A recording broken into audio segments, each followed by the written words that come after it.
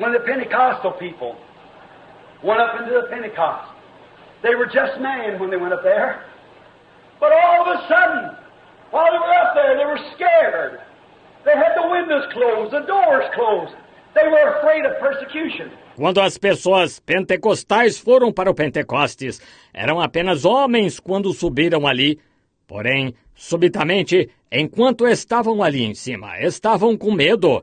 Estavam com as janelas fechadas, as portas fechadas. Estavam com medo da perseguição. They were good church members up to the time. They had been baptized in water up to the time. But they didn't have that hidden power. They didn't have that certainty. Eram bons membros da igreja até aquele tempo. Haviam sido batizados em água até aquele tempo, porém não tinham aquele poder escondido. Eles não tinham aquela certeza. One of them said, "If thou be, let me put my hands in thy side. Let me put my fingers in the prints of the nails in your hand." The other said to the women, "Oh, it's foolish, you didn't see nothing."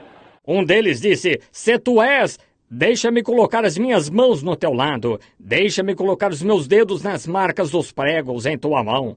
Outro disse para as mulheres, oh, é tolice, vocês não viram nada. But when they climbed them steps and went upstairs, all of a sudden there came a sound from heaven, and the hidden power come down. It come into them. Porém, quando subiram aqueles degraus e foram para o andar de cima, subitamente veio um som do céu, e o poder escondido desceu. Ele entrou neles.